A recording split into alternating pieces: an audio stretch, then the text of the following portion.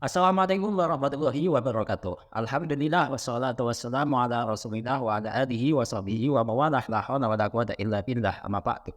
Jadi di kesempatan kali ini kita kembali lagi akan membahas i'rab kitab Fathul Qorib dan sekarang kita sudah sampai di sunnahnya wudu. Dan sebenarnya kalau di kitab ini sunnahnya wudu itu masuk dalam pasal fardhunya wudu. Tapi untuk video ini itu saya bedakan di playlist yang lain ya. Jadi kita mulai ke bagian yang pertama. Seperti itu tidak lanjutkan bagian selanjutnya. Kalau bagian selanjutnya itu bagian 13 ya. Tapi kita mulai bagian pertama, sunnahnya wudu. Mari kita mulai. A'udzubillahi minasyaitonirrajim. Bismillahirrahmanirrahim. Qala al-musannifu rahimahullah ta'ala wa nafa'ana bihi wa bi ulumihi wa bi ulumi sa'iri sonihina wa bi ulumi masyayikhina fid dharaini amin ya rabbal alamin. Wa sunnatuhu ay al-wudu'i asyratu asya'a.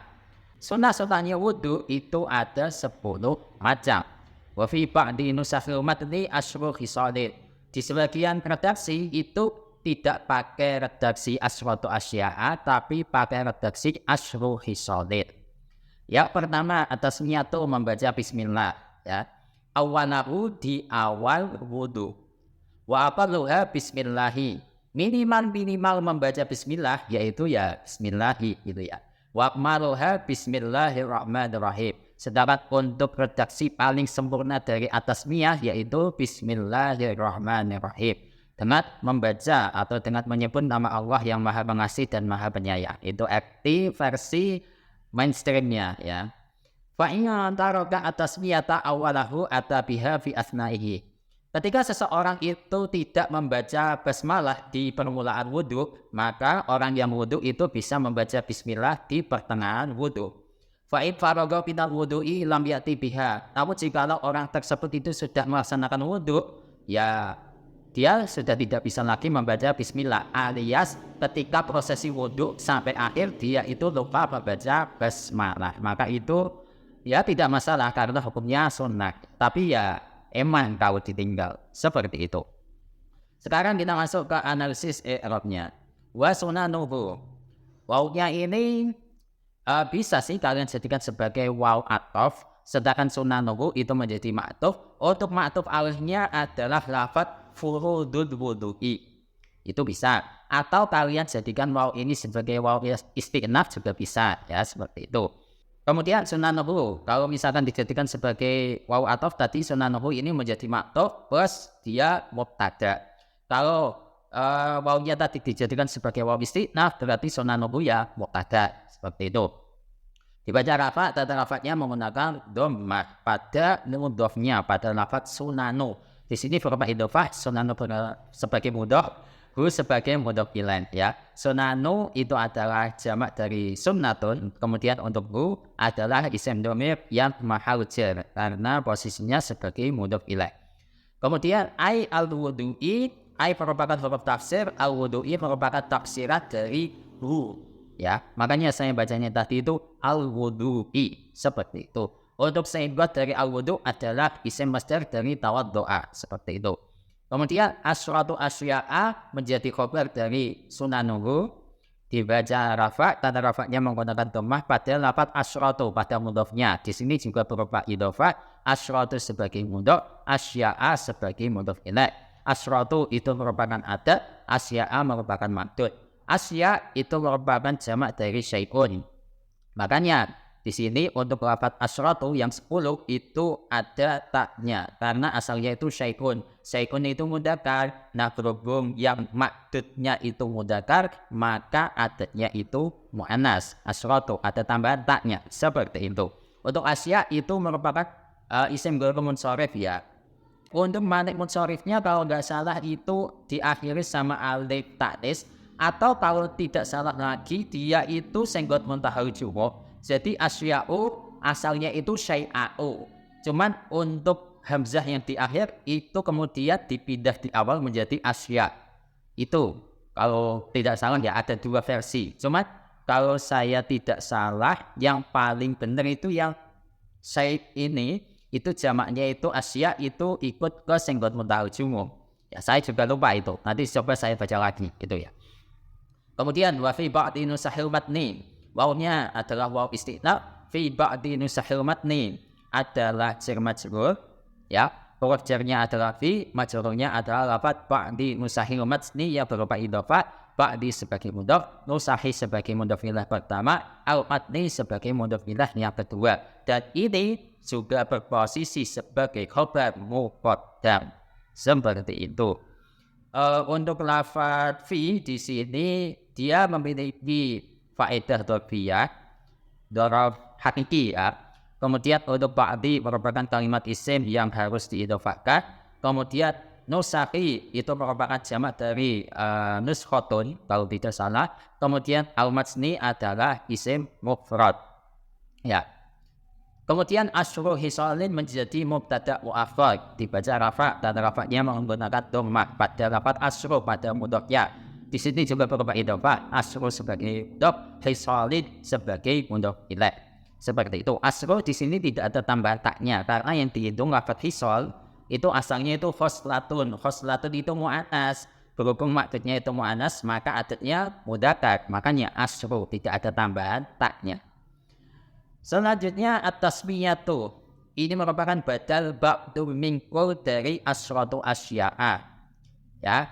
Di sini berhubung mubdal bidhu yang lafaz asyratu asya'a dibaca rafa, maka di sini badalnya juga dibaca rafa, at-tasmiyatu.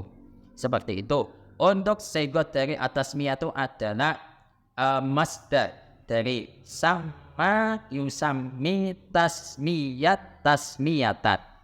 Ya. Tasmiyan tasmiyatan, ya itu. Kemudian awalahu ini merupakan dzaraf zaman, ya. Dibaca nasab jelas ya dzaraf, ya.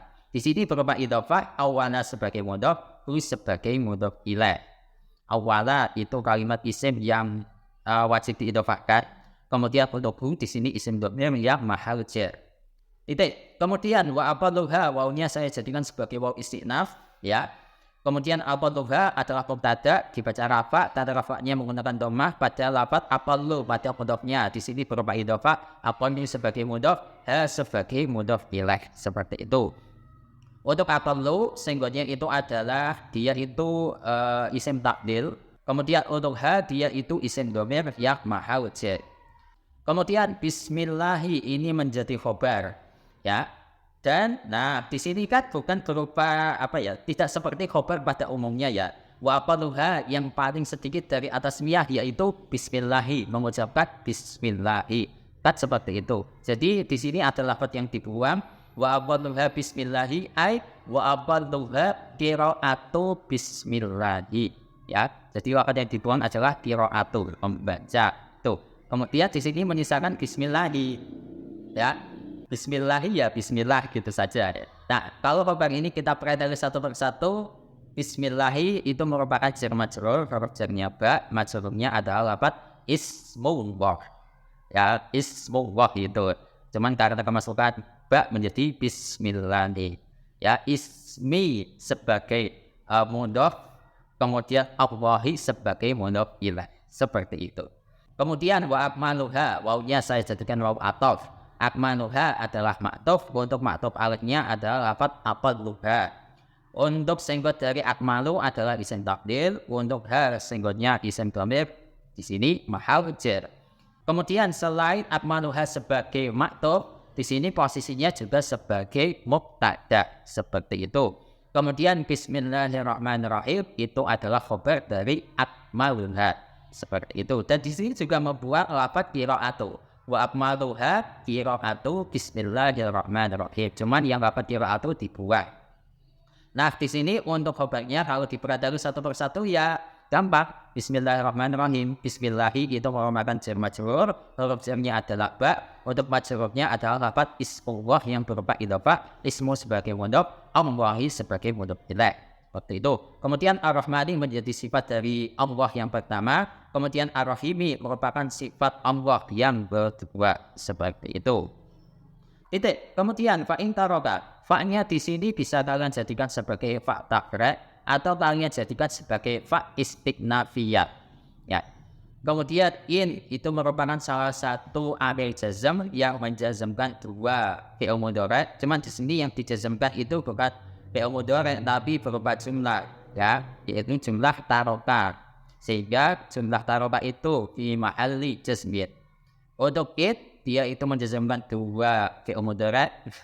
Kembali lagi ke fi'il mudhari. Dia menjazmkan dua gitu saja ya. Bagaimana bait aliyah wa jazim bi'in wa man wa ma ayin mata ayana ina idma. Seperti itu. Kemudian untuk taroka adalah jumlah fi'iliyah yang mahal jazm gara-gara in. Dan jumlah ini kalau kita perhatikan satu persatu ya, taroka dia fi'il madi, untuk fa'ilnya adalah dhamir mustatir, takdirannya huwa, dan huwa ini kembali ke al mutawaddi. Seperti itu. Kemudian at-tasmiyata menjadi maf'ul bih dari taroka. Dibaca nasab, tanda nasabnya menggunakan fathah sebab at-tasmiyata adalah isim mufrad dan singkatnya adalah masdar dari sama yusammi tasmiyata. Kemudian awalahu dhorof zaman lagi, ya, dibaca nasab, tanda nasabnya menggunakan fathah. Gak usah saya ulangi, sama seperti penjelasan sebelumnya. Kemudian atan, ini merupakan fi'il jawab dari in taroka. Kalau taroka yang tadi itu dia adalah fi'il syarat, nah sekarang ata dia adalah fi'il jawab. Dan fi'il jawab ini itu selain dia fi'il juga di sini sudah ada fa'ilnya sih. Berarti ata ini sudah berupa jumlah. Dan jumlah ini adalah jumlah yang mahal jazm yang dijazmkan kedua kalinya oleh in. Ya, seperti itu. Nah, jumlah ini kita perhatikan satu persatu. Ata adalah fi'il madi. Dan dia itu dia binaknya itu adalah ata ya'ti, berarti dia binak nakis ya'i. Seperti itu. Untuk fa'il dari ata adalah dhamir mustatir, takdiran yang huwa, dan huwa ini kembali ke al-mutawaddi. Kemudian biha jar majrur atau yang lebih tepatnya huruf jar dan isim dhamir yang mahal jar. Seperti itu. Dan biha ini bisa dijadikan sebagai maf'ul bih ya ghairu sharih. Seperti itu. Kemudian fi asna'ihi jar majrur, huruf jarnya fi, majrurnya adalah lafaz asna'ihi yang berupa idhofah. Asna'i sebagai mudhof ilaih, sebagai mudhof ilaih, seperti itu. Kemudian fa in faradha, fa-nya merupakan fa istinafiyah, bisa, atau fa tafri' lagi. Saya lebih condong ke fa istinafiyah ya. Kemudian untuk in, dia amil jazm dan dia adalah huruf syarat. Kemudian faradha adalah fi'il syarat, dan fi'il syarat ini sudah ada fa'ilnya. Fa'ilnya adalah dhamir mustatir, takdirannya huwa, dan huwa ini kembali ke al-mutawaddi'u. Berarti faradha adalah jumlah fi'liyah, dan dia jumlah fi'liyah yang mahal jazm gara-gara kemasukan in. Kemudian minal wudu'i jar majrur, huruf jarnya min, majrurnya adalah lafaz al-wudu'i yang berupa isim mufrad, sehingga tanda jarnya di sini adalah kasrah, dan al-wudu' adalah isim masdar dari tawaddu'a. Kemudian lam ya'ti adalah jawab dari in faradha, dan jumlah lam ya'ti ini itu fi mahalli jazmin. Nah, kalau jumlah ini kita perhatikan satu persatu, lam merupakan amil jazm dan dia itu menjazmkan satu fi'il mudhari. Kemudian ya'ti adalah fi'il mudhari yang dibaca jazm, tanda jazmnya adalah hadfu harfil illah, membuang huruf illah. Seperti itu. Kemudian untuk fa'il dari ya'ti atau fa'il dari lam ya'ti, ya, lamnya saya sertakan bisa dua, kalian pilih lam ya'ti atau ya'ti. Ya, fa'ilnya adalah dhamir mustatir, takdirannya huwa, dan huwa ini kembali ke al-mutawaddi'u. Kemudian biha jar majrur atau yang lebih tepatnya huruf jar dan isim dhamir yang mahal jar, seperti itu. Dan biha ini posisinya adalah maf'ul bi yang ghairu sharih. Seperti itu kurang lebihnya. Wallahu a'lam bishawab. Semoga ini bermanfaat untuk kalian. Kalau misalkan ada kesalahan penjelasan saya, silakan kalian komen di bawah untuk untuk membenarkan kesalahan saya. Karena kemarin itu ada kesalahan video saya dan alhamdulillah sudah ada yang notice atau yang sadar sehingga dia itu komen ini salah, sehingga itu komennya dia yang benar itu saya pin. Jadi nanti misalkan kalau ada pendapat saya yang salah, kok kalian itu memberikan masukan yang benar begini, kalau misalkan jawabannya benar nanti saya pin gitu ya. Untuk penjelasan selanjutnya atau sunnah wudhu yang kedua yang membasuh dua telapak tangan, insya Allah akan kita lanjutkan di kesempatan selanjutnya. Wassalamualaikum warahmatullahi wabarakatuh.